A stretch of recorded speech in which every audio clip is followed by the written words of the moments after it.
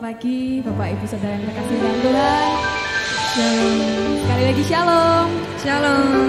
Mari kita siapkan hati kita. Kita mau memulai ibadah kita pada pagi hari ini. Kita sama-sama tundukkan kepala, kita berdoa. Kami mengucap syukur ya Tuhan, karena kami tahu hidup kami pada hari ini. Kalau kami ada sampai hari ini Tuhan, itu semua terjadi hanya karena kemurahan Allah saja. Biar lewat ibadah kami pada pagi hari ini, kami boleh datang dengan membawa hati kami, membawa hidup kami, membawa seluruh kerinduan kami, pujian dan penyembahan kami Tuhan. Sebab kami percaya bahwa kami boleh merasakan kehadiran Tuhan, bahkan perjumpaan secara pribadi dengan Engkau. Terima kasih Tuhan. Kiranya Engkau memberkati ibadah kami dari awal, pertengahan hingga akhir, dan biar hanya nama-Mu saja Tuhan yang dipermuliakan. Terima kasih Tuhan, terima kasih. Kami naikkan doa ini hanya di dalam nama Tuhan Yesus Kristus. Dan yang siap memberikan yang terbaik buat Tuhan, mari sama-sama dengan saya katakan amin.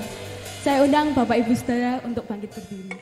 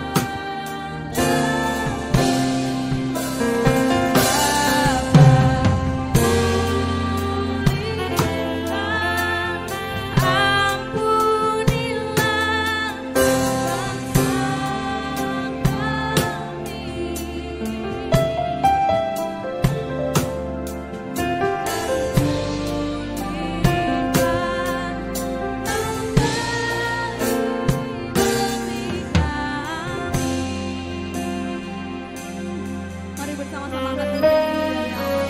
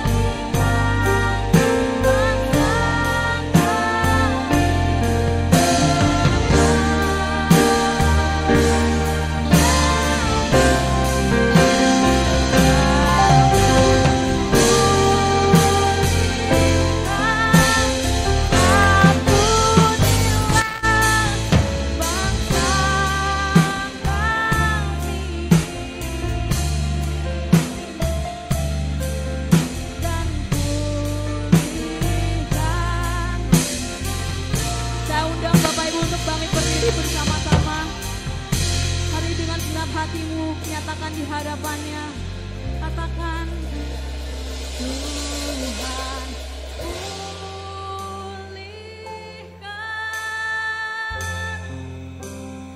Bapa pulihkan,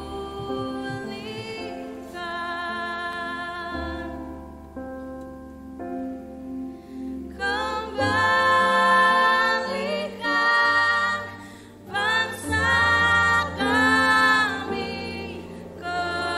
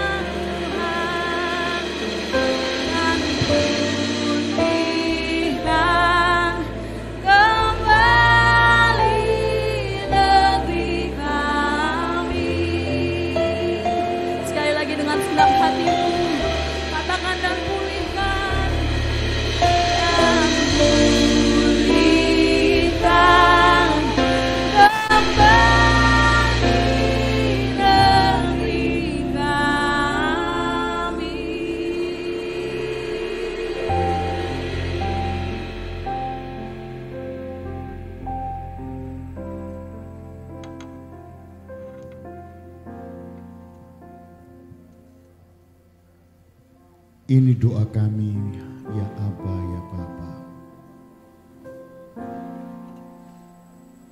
Kami mohon demi kemurahan dan anugerah kasih-Mu,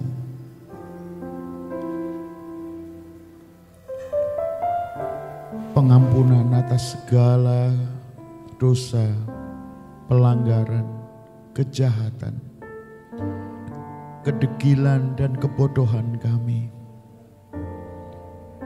Kami mohon pengampunan-Mu atas segala dosa yang terjadi atas bangsa ini.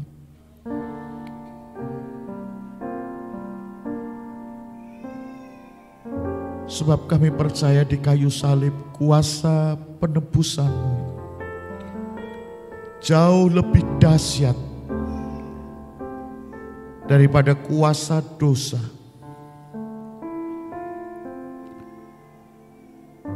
Yang telah membelenggu kami umat manusia. Kami percaya ya Tuhan, di kayu salib Engkau telah mengerjakan dengan sempurna harga penebusan kami. Bahkan segala kuasa dosa telah Engkau pakukan di kayu salib.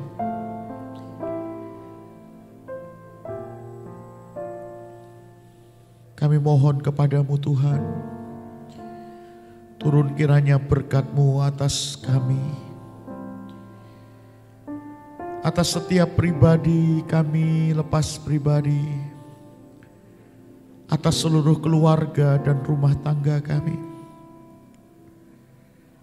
atas masyarakat kota kami Nganjuk dan juga provinsi kami Jawa Timur. Terlebih Tuhan atas negara dan bangsa kami Indonesia. Kami berdiri di hadapan-Mu, di atas anugerah kemurahan-Mu yang begitu ajaib. Kami berdiri atas bangsa ini. Turunkanlah keselamatan dan pertolongan atas bangsa ini. Kami mohonkan ya Tuhan, di bawah kaki salib-Mu kami datang. Kami membawa bangsa kami. Kami membawa negara kami. Kami membawa masyarakat bangsa ini Tuhan. Turunkanlah kiranya kemurahan-Mu atas negeri dan bangsa ini. Dan kesempatan indah hari ini di minggu yang pertama di bulan yang ke-7 ini. Biar kami boleh menikmati kuasa firman-Mu kembali. Bekerja atas setiap pribadi kami. Menjamah setiap kami. Dan kuasa firman itu akan mengerjakan atas setiap pribadi kami. Apa yang menjadi rencana dan kehendak Bapa, biar digenapkan dan sempurna atas kami Tuhan. Atas gereja-Mu, atas umat ketebusan-Mu. Hamba memohonkan doa ini ya Tuhan. Roh Kudus Allah yang Kau ada bersama kami, mengurapi kami kembali. Pribadi lepas pribadi.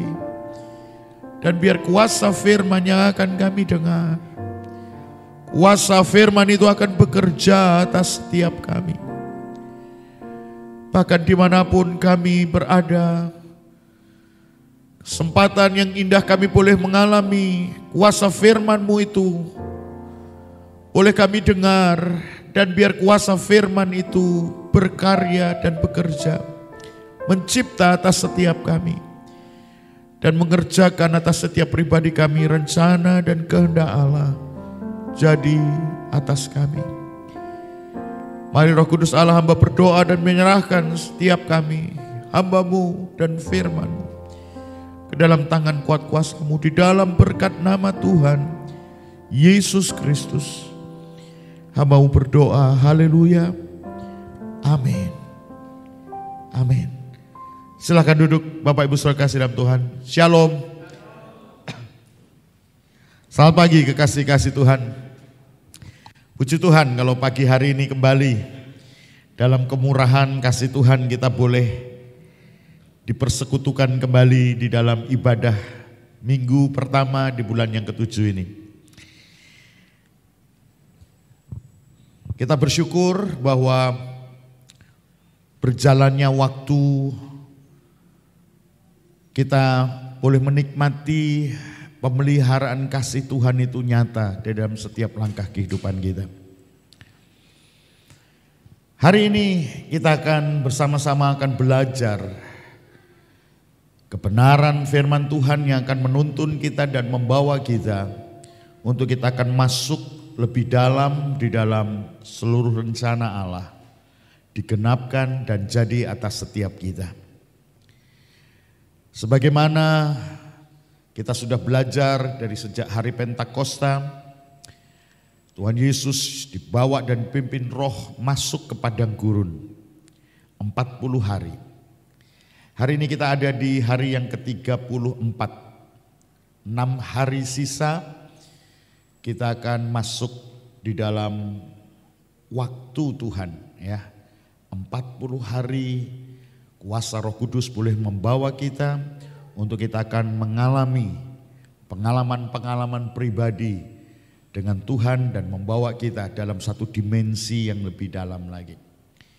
Untuk itu kekasih-kekasih Tuhan, bersama saya ingin mengajak kita mengulang terlebih dahulu ya, melalui klip yang akan kita saksikan, dan kita akan lanjutkan kebenaran firman Tuhan untuk kita masuk di rencana Allah membawa umat Israel keluar dari Mesir untuk beribadah kepada Allah di padang gurun. Di padang gurun Sinai, bangsa Israel berkemah di hadapan gunung kudus Allah. Dan di sanalah rencana Tuhan digenapkan atas bangsa Israel. Mereka mengalami pengalaman pribadi berjumpa dengan Tuhan. Kita akan saksikan terlebih dahulu.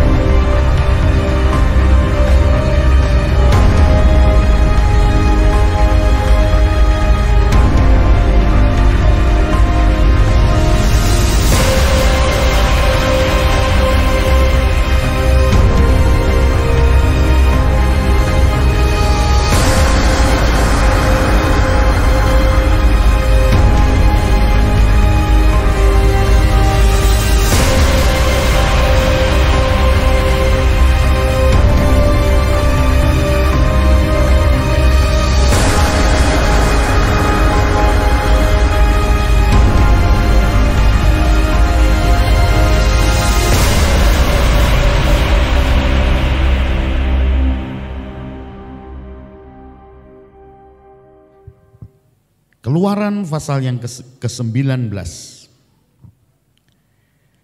mengajarkan kepada kita bahwa pada bulan ketiga setelah orang Israel keluar dari tanah Mesir, mereka tiba di padang gurun Sinai pada hari itu juga. Setelah mereka berangkat dari Rafidim, tibalah mereka di padang gurun Sinai. Lalu mereka berkemah di padang gurun. Orang Israel berkemah di sana, di depan gunung itu. Lalu naiklah Musa menghadap Allah, dan Tuhan berseru dari gunung itu kepadanya, "Beginilah kau katakan kepada keturunan Yakub, dan kau beritakan kepada orang Israel. Kamu sendiri telah melihat apa yang kulakukan kepada orang Mesir, dan bagaimana aku telah mendukung kamu di atas sayap Raja Wali dan membawa kamu kepadaku. Jadi sekarang, jika kamu sungguh-sungguh mendengarkan firman-Ku dan berpegang pada perjanjian-Ku, maka kamu akan menjadi harta kesayangan-Ku sendiri dari antara segala bangsa, sebab Akulah yang empunya seluruh bumi. Kamu akan menjadi bagiku kerajaan imam dan bangsa yang kudus. Inilah semua firman yang harus kau katakan kepada orang Israel." Kekasih-kekasih Tuhan, perjalanan di padang gurun mengajarkan kepada kita sebuah rencana ilahi dari Bapa di sorga yang telah menebus kita supaya kita mengalami sebuah anugerah di mana kehidupan lama kita itu benar-benar sudah terkubur bersama dengan dunia ini. Supaya hidup yang Tuhan masih percayakan untuk kita jalani adalah sebuah kehidupan yang bukan lagi warisan dari nenek moyang kita yang sudah takluk kepada dosa. Tapi kehidupan yang kita jalani adalah sebuah benih baru yang bersumber dari kemenangan Kristus Yesus yang sudah mengalahkan dosa dan hidup dengan kuasa kebangkitan. Padang gurun adalah proyek ilahi Bapa untuk memindahkan hati kita yang sudah tertambat kepada dunia, untuk supaya segala kenikmatan dunia yang sudah melekat kepada daging kita itu mengalami anugerah kuasa sorga. Melalui padang gurunlah Tuhan akan mengubahkan arah tujuan kita, fokus hati dan hidup kita kepada sorga. Sebab masa depan dunia ini sudah jelas. Masa depan dunia ini akan lenyap. Masa depan dunia ini akan binasa. Untuk itu Allah mau mengerjakan di dalam kehidupan kita melalui padang gurun inilah proyek ilahi sorga, supaya hati kita, gairah hidup kita, fokus dan tujuan hidup kita bukan lagi kepada dunia ini, tetapi kepada yang namanya kerajaan sorga. Langit yang baru, bumi yang baru yang akan datang. Sebab langit dan bumi yang sekarang ini akan lenyap dan binasa oleh api. Semua yang ada yang sisa hanya debu dan abu dan kesia-siaan. Tetapi melalui karya penebusannya di kayu salib, melalui sebuah benih baru yang sudah diberikan kepada kita, kita akan menjalani kehidupan dengan satu harapan, satu tujuan, yaitu kekekalan dan keabadian di langit yang baru, bumi baru, di mana Kristus Yesus akan memerintah menjadi Tuhan dan Raja kita. Untuk itu kekasih-kekasih Tuhan, belajar dari perjalanan bangsa Israel keluar dan dibebaskan dari perbudakan Mesir, Tuhan tidak membawa mereka untuk langsung mereka mengalami penggenapan janji Tuhan, tanah pusaka, tanah perjanjian Yerusalem. Tetapi Allah mau membawa mereka keluar dari Mesir supaya mereka beribadah kepadaku di padang gurun. Dan kita sudah melewati persinggahan demi persinggahan. Sampai akhirnya pagi hari ini kita sampai di padang gurun Sinai. Sebagaimana bangsa Israel pada bulan yang ketiga di hari itu. Bulan yang pertama tanggal 15 mereka keluar dari Ramses.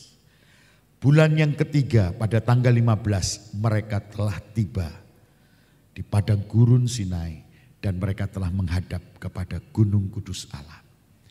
Hanya 2 bulan waktu di mana Tuhan membawa mereka, dikatakan seperti Tuhan membawa mereka di atas kepak burung Raja Wali itu.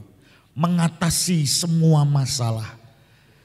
Kekuatan dan pertolongan Tuhan yang terbukti supaya mereka mengalami pengalaman pribadi di Gunung Sinai. Kekasih-kekasih Tuhan, tujuan dari segala pertolongan-pertolongan Tuhan untuk supaya membawa hati kita mengalami Tuhan secara pribadi. Oleh sebab itu, hari ini kalau kita sudah masuk dan belajar di Gunung Sinai, sebagaimana rencana Tuhan supaya mereka beribadah kepadaku.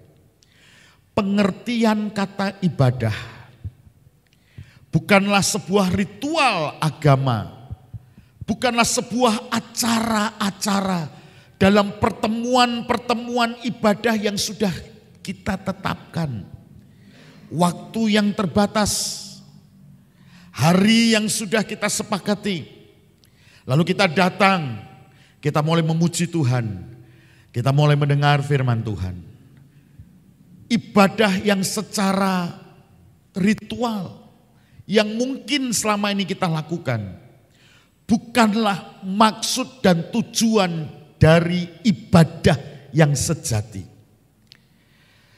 Kalau di dalam perjanjian baru, di dalam Roma, Rasul Paulus menuliskan kepada kita, aku menasihatkan kamu demi kemurahan Allah. Persembahkanlah tubuhmu sebagai persembahan yang hidup, yang kudus. Supaya persembahan hidup yang kita taruh di mezbah Tuhan, Tuhan berkenan untuk menurunkan api kudus yang dari sorga, membakar kehidupan kita, memurnikan kita, menyucikan kita. Supaya segala kekamiran dosa yang ada pada kita, yang ada pada daging kita, itu boleh dibakar oleh api kudus. Sehingga yang tersisa dalam hidup kita adalah sebuah kemurnian, ketulusan, dari sebuah cinta, dari sebuah kasih yang bukan milik kita. Tapi sebuah kasih dan cinta yang datang dari hati Allah, yang bersumber dari tahta kasih anugerahnya. Supaya hidup kita dikuasai, dipenuhi oleh kasih ilahi. Ibadah yang sejati adalah mempersembahkan hidup supaya kekudusan Allah bagaikan api itu menghanguskan kita dan menyisakan yang ada pada kita. Ada kemurnian yang akan menyenangkan hati Tuhan. Kita belajar ibadah yang Tuhan tetapkan bagi bangsa Israel sebagai umat Allah secara jasmani di Gunung Sinai. Saudara, ibadah yang Tuhan mau adalah supaya terjadi sebuah kesepakatan di mana ada dua belah pihak yang masing-masing mengikatkan diri di dalam sebuah perjanjian ilahi Allah. Kalau kita membaca ayat yang kelima dari Keluaran pasal 19 tadi.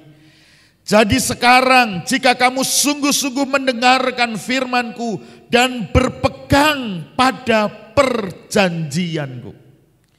Ibadah yang Tuhan mau kepada bangsa Israel di Gunung Sinai adalah supaya umat ini mengikatkan dirinya kepada sebuah perjanjian ilahi yang ada pada Allah. Ada sebuah kesepakatan, bukan karena paksaan, tapi sebuah kesadaran bahwa masing-masing akan mengerti konsekuensi dan tanggung jawab setiap pribadi. Masing-masing dengan kesadaran dan pengertian dan kerelaan mengikatkan diri kepada perjanjian setia. Kekasih-kekasih Tuhan, kita mau belajar hari ini tentang perjanjian kekal Allah. Di mana perjanjian ini memiliki sebuah nilai yang mulia, yang begitu luhur dan agung. Perjanjian yang adalah kekal dan abadi.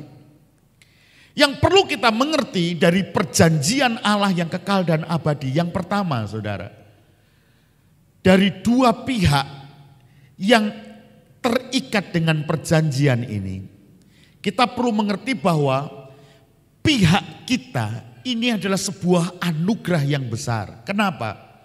Sebab sebenarnya perjanjian ini antara Allah pencipta dengan manusia ciptaan yang dari debu tanah, ini adalah sebuah perjanjian dua pihak yang tidak sebanding. Saudara, Allah yang begitu mulia merelakan dirinya, mengikatkan dirinya dengan janji.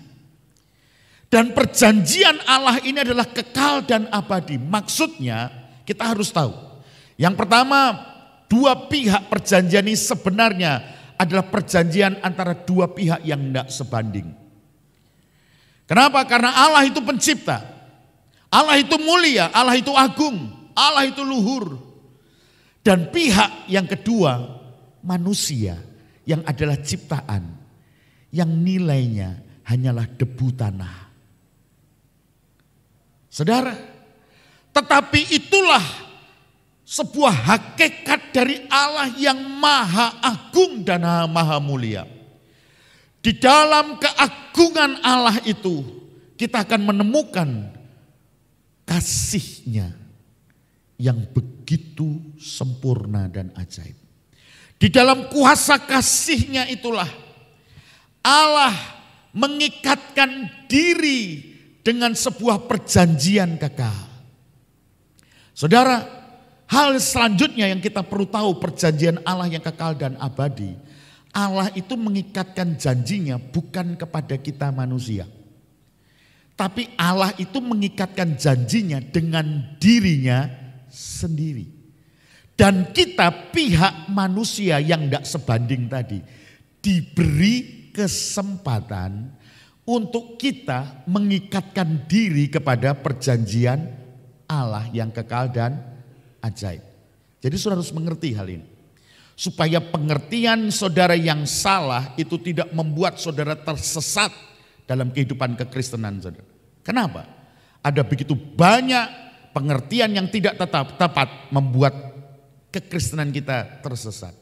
Kita berpikir Allah itu berjanji dengan kita seolah-olah kita perlu mengingatkan dia akan janjinya. Seakan-akan kita diberi hak untuk kita klaim.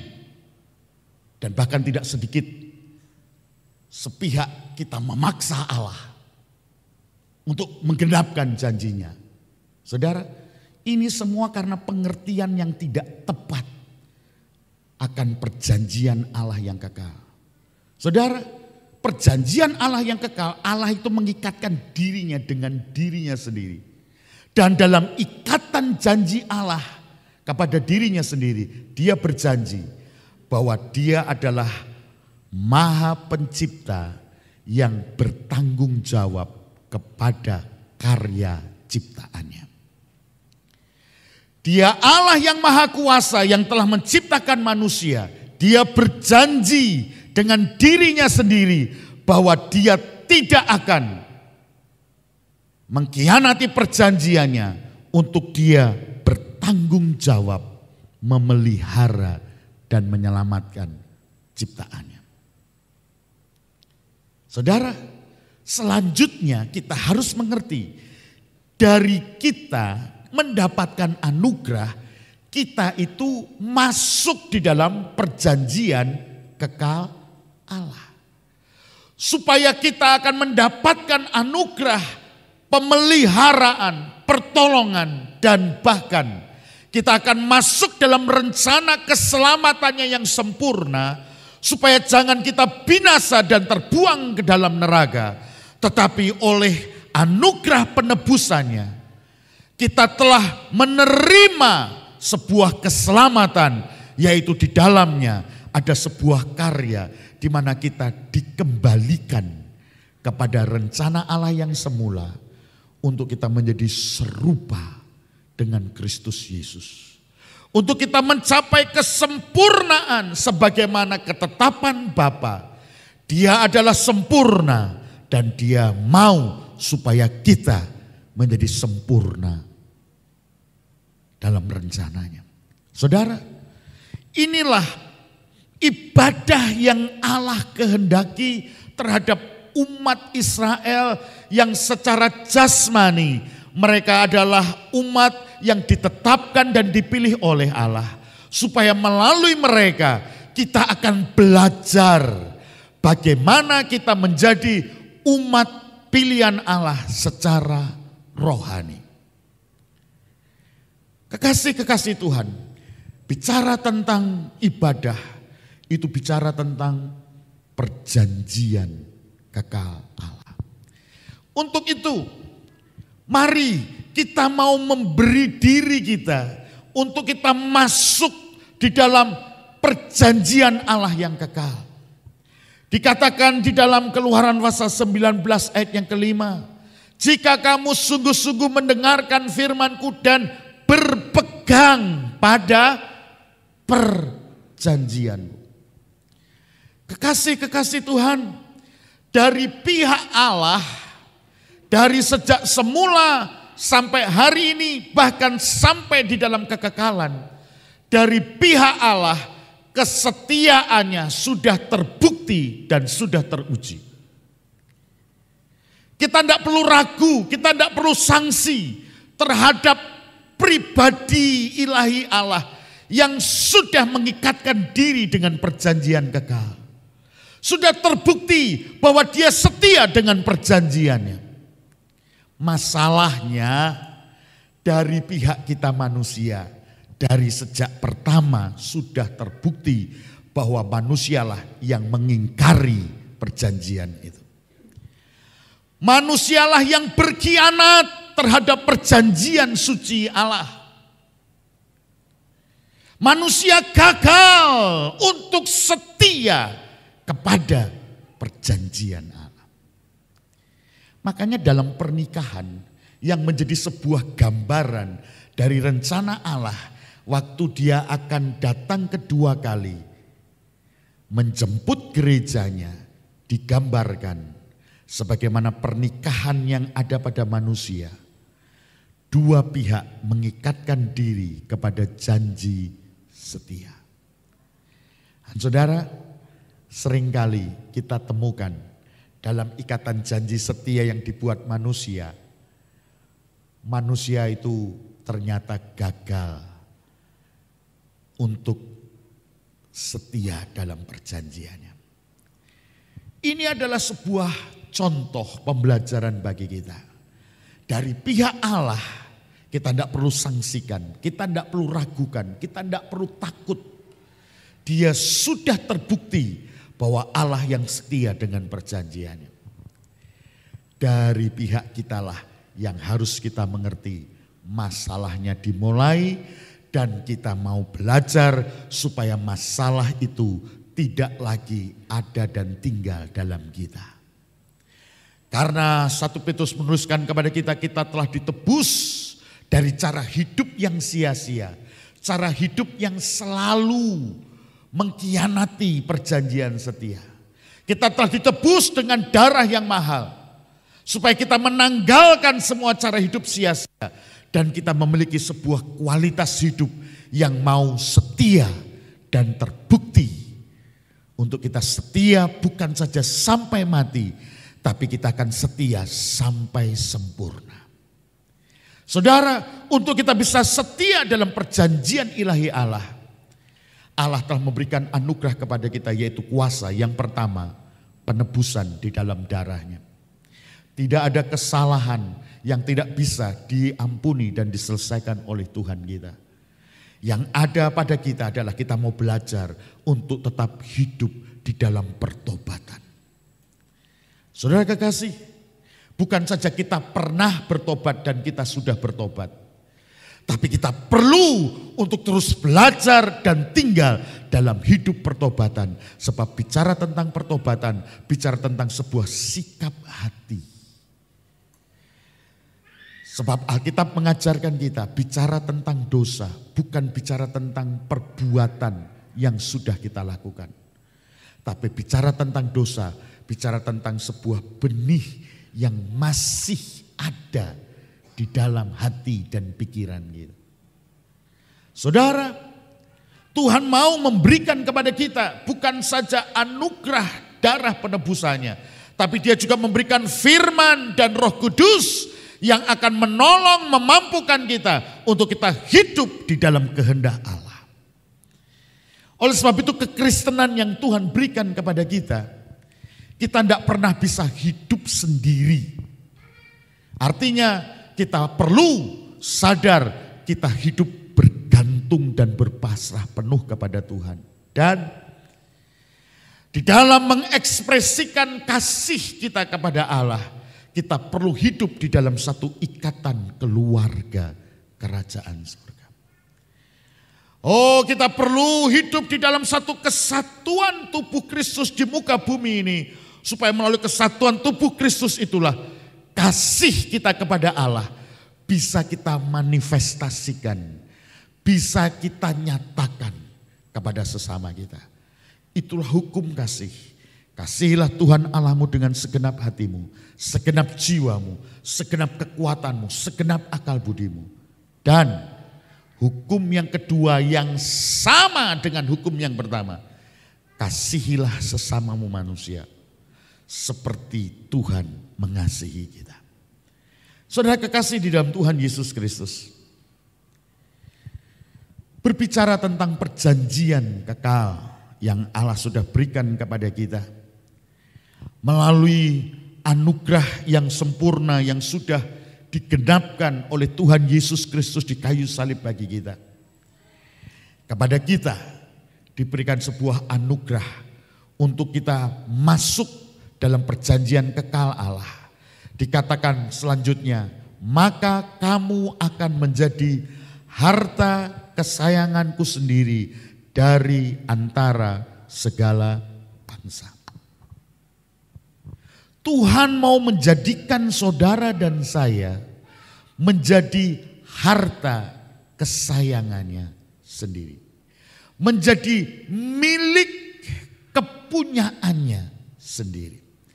Saudara kekasih, Tuhan mau menjadikan setiap saudara yang sudah ditebus dengan harga yang mahal dan lunas dibayar di kayu salib. Tuhan mau supaya saudara dan saya oleh kuasa firman dan Roh Kudus kita akan didandani, kita akan diubahkan untuk kita boleh menjadi harta kesayangan Tuhan. Digambarkan di dalam perjanjian baru, di dalam tubuh ini seperti organ yang namanya mata, biji mata kita. Saudara, begitu penting dan berharga buat kita. Sehingga biji mata ini kita jaga, kita rawat, kita lindungi dia dari segala yang bisa mengganggu dan menyakitinya. Tuhan berkata kita akan menjadi milik kepunyaannya, harta kesayangannya seperti biji matanya. Saudara, ini kerinduan hati Tuhan. Supaya setiap saudara dan saya boleh menjadi harta kesayangannya. Untuk itu saudara, kita perlu hidup di dalam perjanjian Allah. Kita perlu hidup terikat di dalam perjanjian Allah yang abadi itu. Kita perlu belajar untuk hidup di dalam kesetiaan kepada perjanjian kekal Allah. Inilah yang Tuhan mau, supaya setiap saudara bukan saja menjadi milik kesayangannya dari antara segala bangsa. Dikatakan, kamu akan menjadi bagiku kerajaan imam dan bangsa yang kudus. Kamu akan menjadi bagiku kerajaan imam.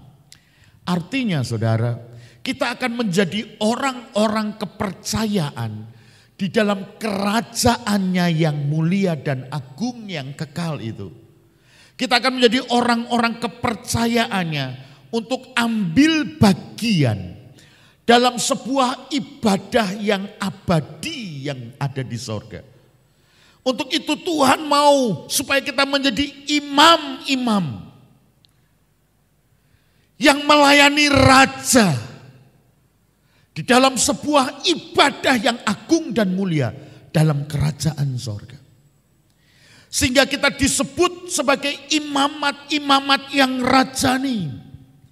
Saudara, kita perlu belajar hidup di dalam aturan-aturan keimaman, bukan saja yang ada di dalam kehidupan bangsa Israel secara jasmani. Tetapi kita perlu hidup di dalam sebuah standar keimaman sebagai imamat-imamat yang melayani raja di atas segala raja di dalam kerajaan surga yang mulia. Kita menjadi imamat yang rajani. Bukan saja menjadi milik kesayangannya, bukan saja menjadi biji matanya, tapi Tuhan juga mau kita memiliki sebuah kualitas sebagai orang-orang yang bisa dipercaya di dalam kerajaan yang mulia, sorga yang abadi itu. Menjadi imam-imam. Saudara kekasih, dan Tuhan mau kita menjadi yang namanya bangsa yang kudus. Saudara, inilah yang Tuhan mau membawa umat Allah keluar dari Mesir untuk beribadah di padang gurun. Supaya Tuhan akan mengubah karakter yang sudah melekat di dalam daging mereka. Karena 430 tahun mereka dijajah, mereka diperbudak di satu negeri yang namanya Mesir. Saudara kekasih, dengan kuasa yang ajaib 10 tulah, mereka bisa melihat bagaimana Tuhan membebaskan mereka dari perbudakan yang sudah berlangsung 430 tahun. Mereka dibawa ke padang gurun dengan kepak sayapnya. Mereka mengalami pertolongan mujizat dalam setiap persinggahan di padang gurun. Sampai pada akhirnya mereka dibawa ke gunung Allah untuk beribadah kepada Allah. Saudara kekasih di dalam Tuhan, Tuhan mau supaya kita menjadi bangsa yang kudus di tengah bangsa di dunia ini yang hidup menurut keinginan daging, yang hidup untuk semua yang ditawarkan oleh dunia yang akan membawa mereka kepada kebinasaan. Tuhan mau menebus kita, Tuhan mau menetapkan dan memilih kita supaya kita menjadi bangsa yang berbeda dengan dunia ini. Menjadi bangsa yang kudus artinya hidup kita bukan lagi untuk daging dan untuk dunia. Tapi kita mau belajar hidup untuk melakukan kehendaknya. Saudara, keselamatan yang diberikan Allah kepada kita melalui Yesus Kristus bukan berarti kita dipermudah untuk masuk ke surga hanya karena agama saudara. Keselamatan yang sudah dikerjakan di dalam Kristus Yesus itu justru memberi kesempatan kepada kita untuk kita tidak lagi memperagakan gaya hidup manusia dosa dan daging kita. Kita menanggalkan semua itu dan kita belajar mengenakan dan memperagakan gaya hidup sebagai orang-orang kerajaan sorga di muka bumi ini. Dan saudara, untuk mengenakan gaya hidup kerajaan sorga, kita harus memilih jalan yang sempit, bukan jalan yang lebar. Jalan untuk sampai ke sorga itu bukan jalan bebas hambatan yang lebar dan mudah. Tapi jalan untuk kita bisa masuk ke sorga, memerintah bersama dengan Dia, menjadi orang-orang kepercayaannya, menjadi milik kesayangannya. Kita harus menjadi bangsa yang kudus.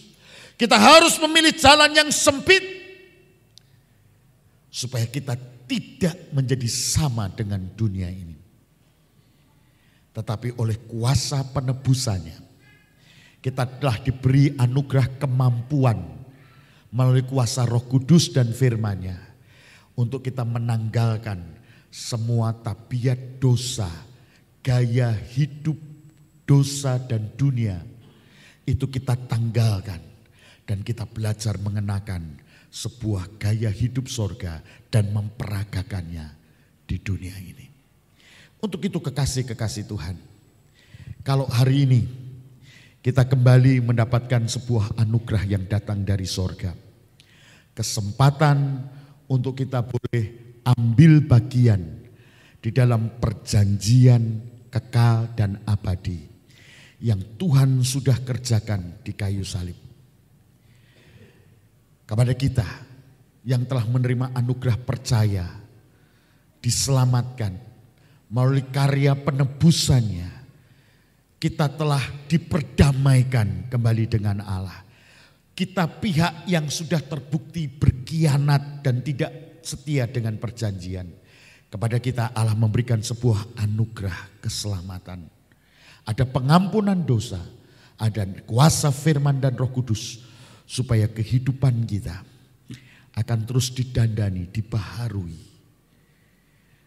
Supaya kita kedapatan pada akhirnya kita setia sampai mati dan sampai sempurna.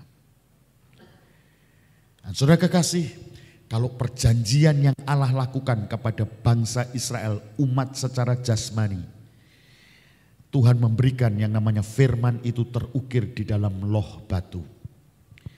Dan untuk melakukan segala firman Tuhan, setiap kegagalan dan kesalahan Tuhan memberi anugerah pengampunan melalui korban darah dari binatang.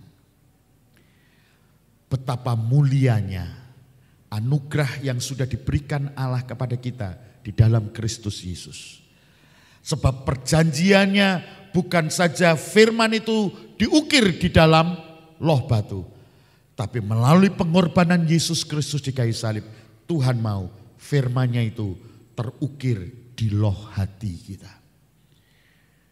Untuk kita menjadi sempurna melalui kegagalan-kegagalan dalam perjalanan hidup kita, Tuhan memberikan anugerah bukan lagi darah binatang yang tidak sempurna.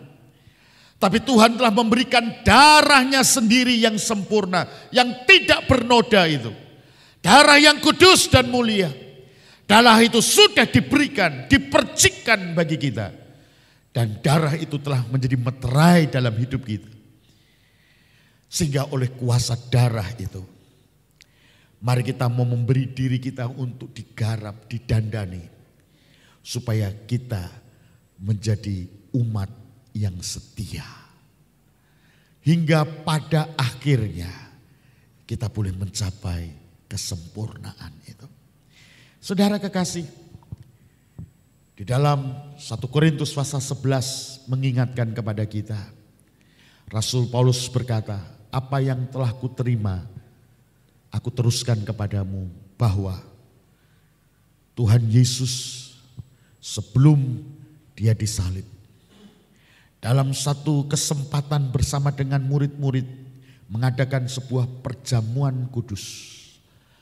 Perjamuan terakhir. Firman Tuhan mengatakan, pada waktu itu sebelum Dia disalibkan, Ia mengambil roti dan Dia memecah-mecahkannya. ia membagikan kepada muridnya. Ia berkata, terimalah dan makanlah. Sebab roti ini adalah roti yang hidup yang turun dari sorga. Roti yang hidup itu adalah dagingku sendiri. Kalau bangsa Israel di padang gurun, Allah memberikan mana yang turun dari langit. Mereka makan mana itu, mereka dipelihara sepanjang perjalanan mereka di padang gurun. Mereka tidak pernah kekurangan. Mana telah memelihara mereka di padang gurun, tetapi karena ketidaksetiaan dan kedegilan hati bangsa Israel, mereka dibinasakan dan mati di padang gurun. Tetapi saudara, Tuhan telah memberikan kita bukan saja mana, tapi Tuhan sudah memberikan dagingnya sendiri, terkoyak dan tercabik di kayu salib. Barang siapa makan dari tubuhku, ia akan menerima sebuah kuasa kehidupan kekal.